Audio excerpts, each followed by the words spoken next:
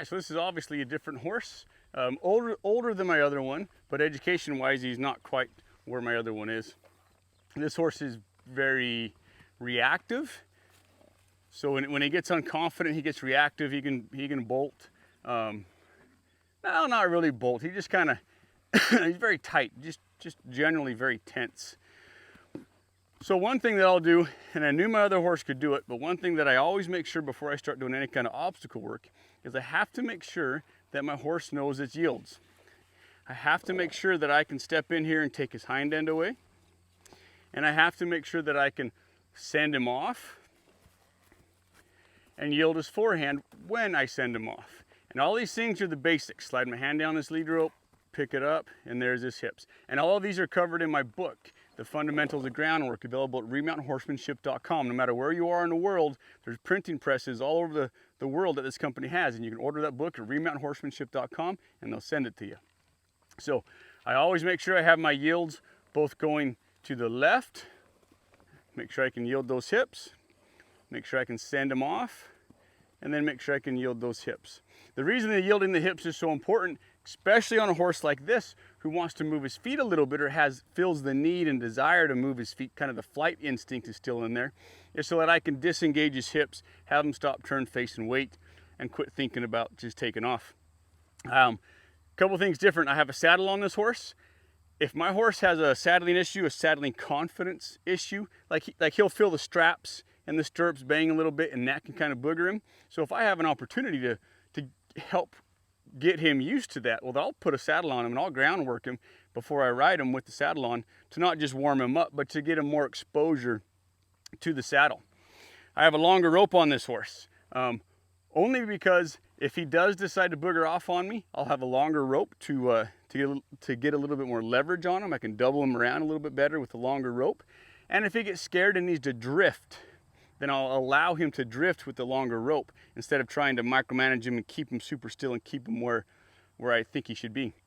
It's funny, a lot of times people with horses that are flighty or bolty, even kicky, bitey, they like to hold them really close. I never understood that. Very counterintuitive for me, but also to them, obviously. But I want them further away, so I'll grab a 45-foot line or something longer than this if I need to, or somewhere in between.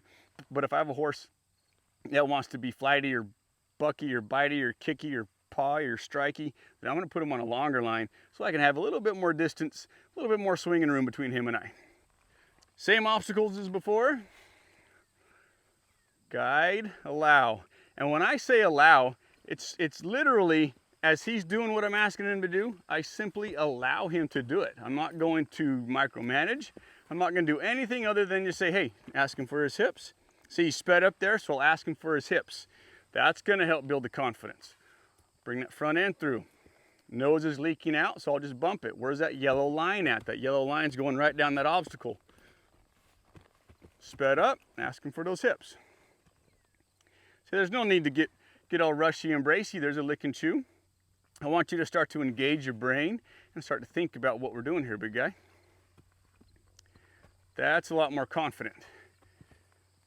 That's a lot more confident. I love how he checked in with me. He checked in with me and said, am I doing okay? Am I doing the right thing? And I say, shoot, yeah, buddy. Send him good vibes. You're doing the right thing. Let's go down this other side.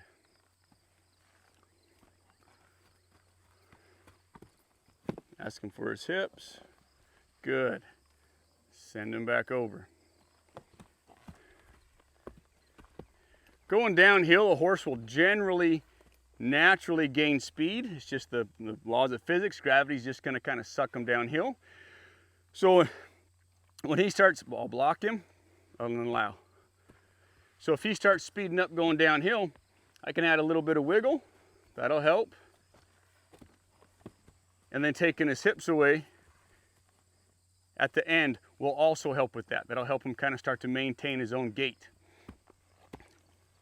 I'll stop him up here. No, I want to stop him. Stop him. Oh, and that's all right. I lost him. That happens. I'll just send him right back. We go right back to work. Stop him. And then as soon as he stops, I get quiet. That's the reward. That's the release. That's the release. He still has to listen to me, but that's the release up there. Bring his nose around. Ask him for his hips. You'll see me bump my hand. I don't know if I did it with the other gray horse, but anytime I'm using steady pressure and they're ignoring it or blowing through it, then I'm going to turn that steady pressure into some bumping, rhythmic, driving pressure. Just bump, bump, bump, get off my hand, please. And my bumps will increase with intensity until I get the yield that I'm looking for. Ask him to stop. The stop and the hesitation is very important when you start doing your obstacles and you start refining your obstacles, because that's going to teach your horse to check back in with you, not just to fully commit to barreling through something, jumping over something, giving it all he got on his own. I want him to follow my feel, my intention, my focus, and be checking in with me before he starts calling the shots. And then we'll hesitate up there. Bring that front end through. That was better. Good. Excellent. So now I'll send him up these bigger steps from the side here. There he's kind of drifting, so I'll just kind of let that rope slide through my hands. Not bad. Allow him to go back down. Now I can just have him circle around, and that's totally fine, and you want your horse to keep circling around sometimes. But a horse that's very emotional, a horse that's very emotionally detached from you, and they're kind of thinking about other things and kind of thinking that flight instinct, I might not have him just circle around me. I might take those hips away, see he got emotional, send him back through. Send him back through. Take his hips away. There, see? Ain't no reason to be all jacked up, big guy. You're good.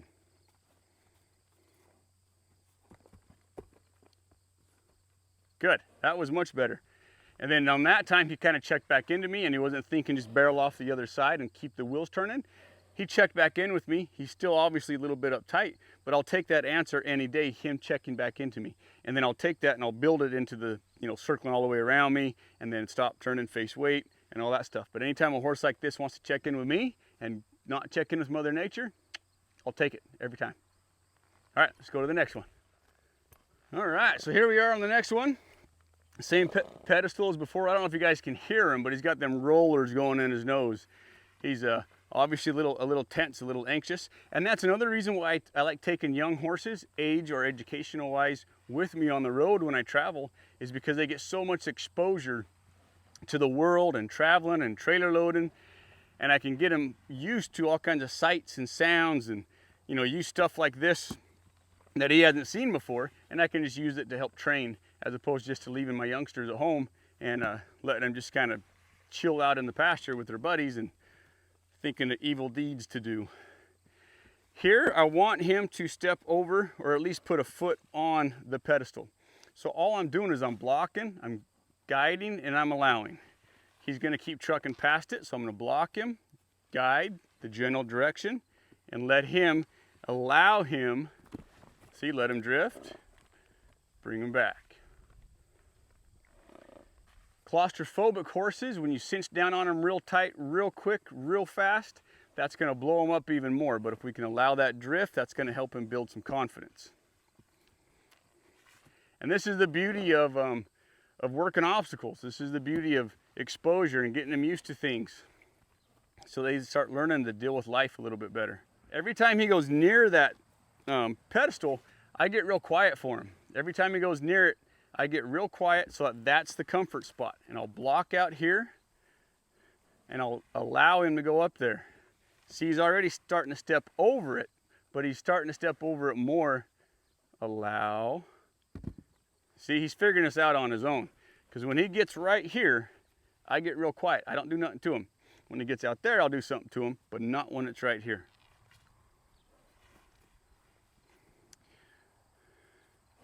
Okay, that was good because he didn't think about blowing past it. He's like, hey, every time I blow past it, I get blocked, and then he guides me, then I allow him. That time he stopped, and he just kind of like, hey, well, the water temperature feels pretty good right here. It's pretty hot out there, so maybe I need to start thinking about what this guy wants me to do. Guide, guide, allow.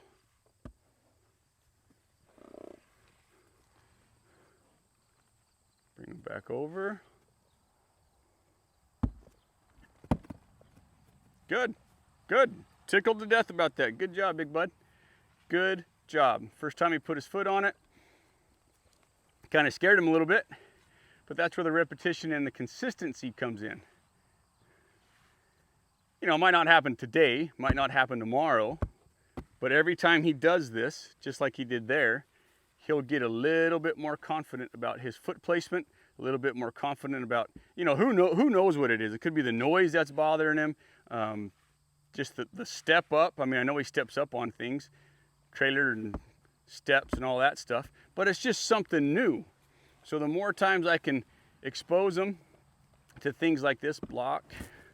He was kind of pulling on me over there, so I blocked him.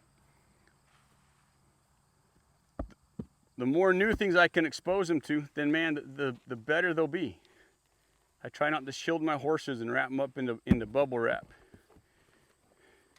It's interesting, coming out of his left eye, he's doing really good. He's generally better out of his left eye than his right eye. So his right eye needs a little bit more reps than his left eye.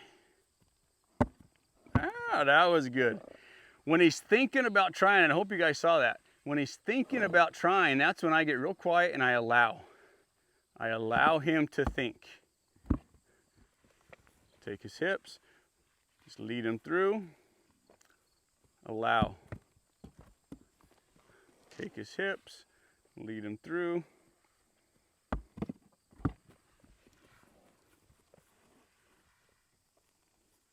Maybe bring his nose in a little bit more towards me. Maybe guide him a little bit better, I guess is a good way to say it. Good. Now I know he's going to bring his nose to the far side of me, so approach, there's a nice looking shoe. So approaching it, I'm going to dial it in a little bit more. Not let him start drifting as far. The more confident he gets, the less I can let him drift. The more confidence he gets, the more I can kind of make that halter a brick wall that he can't blow through. Come my way a little bit. Come my way a little bit. Allow. Good. So that was a much more confident crossing through the right eye. So I'm going to end on that. I can always revisit it tomorrow or later this evening because I got a bunch of time to kill. But I'll end on that for now, and I'll just move on to something else. You ready to go? You ready to go? Let's go. All right, y'all said you're ready, so we're at the next obstacle. I'll allow that. I don't know what, so let him drift. So that time I brought him up to the obstacle, and I didn't really ask him to go onto it, but he willingly went to the obstacle. So I'm not gonna knock that curiosity out of him. I want that curiosity to stay alive in him. So I'll certainly allow that. As he gets more confident, then I'll start doing the things where I ask him to stop and wait for me and hesitate and that stuff. But if he'll voluntarily go over it, well, shoot, yeah, I'll take that too. Because that just tells me that if he's going over it confidently, then that's telling me that his confidence is building and he's not just reacting anymore. Bump, bump, give me your hips. I'm liking how I'm not having to use my driving hand all the time. Hips. I'm liking that I can do a lot of sending with him. This is called my sending by exercise, and I just happen to have an obstacle in front of me. That's in the book also. Let him think about it. Let him think his way through the problems. Ask him for his hips. Send him back through. And this is the short ways, and I'll start doing the long ways in a minute here. Ask him for those hips. All right, so now we're going to start doing the long ways. Oop, try not to trip on my flag. So just the way that we're set up, we'll let that cute little colt go by us. Say, excuse me, this is my classroom. I don't need your assistance. The teeter-totter slamming on the ground doesn't really seem to bother him. So I'll just kind of start there. Now there he wasn't really lined up with my imaginary yellow line, but I'm gonna try my best to keep him on that imaginary yellow line. But I always have to start somewhere. So if he's not real confident at staying at that little yellow line that I got running down there, then I'll kind of allow him to pick his way. I'll block in front of him because I'm just kind of making it hot. That's the right choice. That was ugly and discombobulated, but it was still the right choice. Block over here. Bring his nose towards me. Block over here. Block over here. Peace. Allow. Guide. Allow. Hips.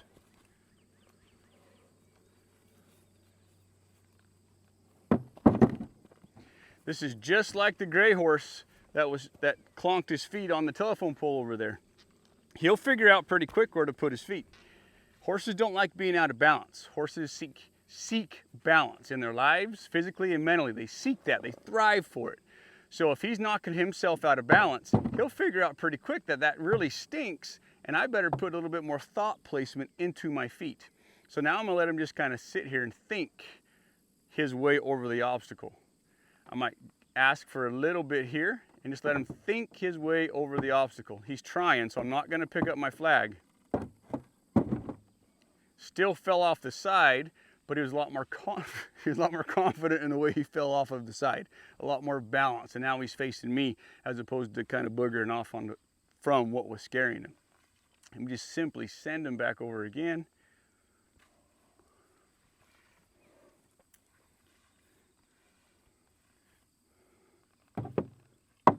There. That's the right eye. So he's proving to us again that he's a bit more confident in that left eye. Just something to take note of.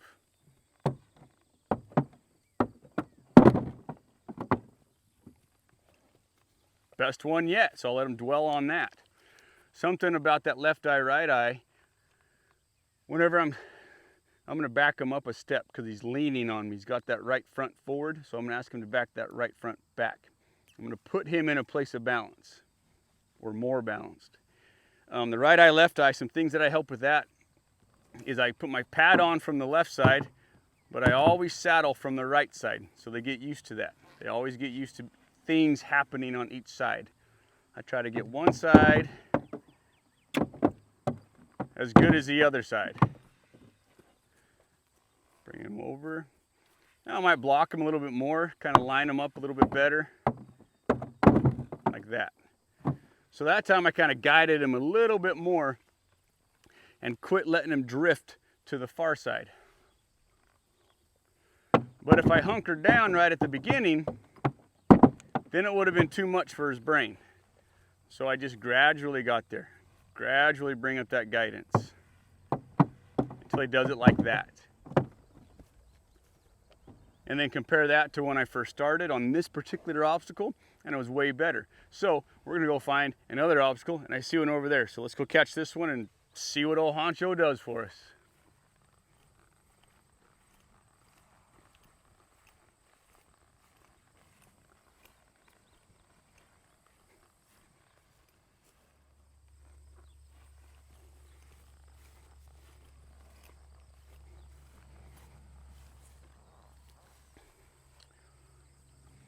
So this is the next obstacle that we're going to go through, and it's just, as you can see, it's just a bunch of poles kind of lined up and picked up on one end, and it's just causing him to pick his feet up. When I set up, I have more poles that I could put up, and I'll put some more up here in a minute. But when I first introduce a horse to an obstacle, just like every obstacle, I will try I will try to make it as easy as I can for them. And I'll let them pick out their path, and I'll let him place his feet. There'll be a time, if this horse stays with me long enough, there'll be a time where, you know, we might be out riding and it's like, look, there's a wall of brush 10 foot tall, but we got to get through it. So let's go. That might be a kind of a got to moment. We got to get through this. We got to jump down into this 4-foot ravine, cross the riverbed, and pop up the other side. There's going to be a time for that. But that's not the time to train. That's a got to time. And I'm going to prepare my horses for those got to times by doing stuff like this and by gradually making it more difficult for them. I like how his head went down and he started looking for his foot placements.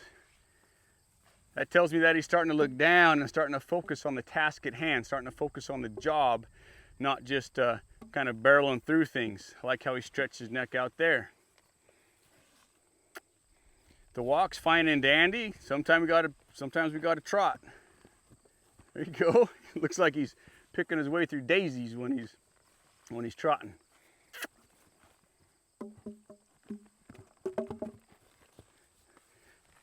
Asking for those hips. Stop, turn, face, and wait. Wait for me, please, sir. Pick up your trot. He said, I don't want to trot, I want to walk. This is a great way to get a horse picking their feet up. This is a great way to teach a horse to think. So what I might do is, let's grab another pole here.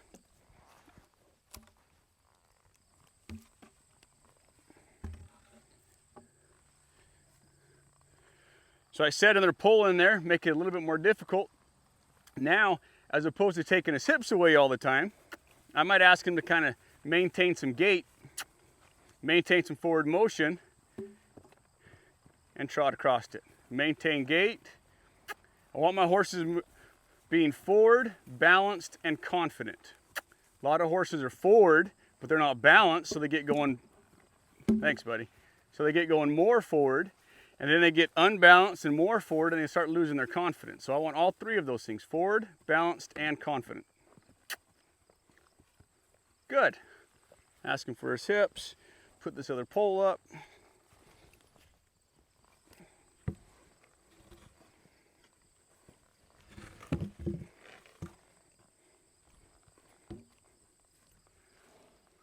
Now we'll send him back so that I'm in his right eye.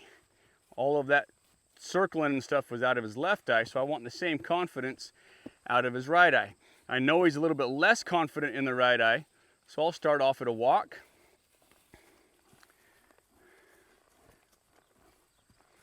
So now we're going to do things out of his right eye.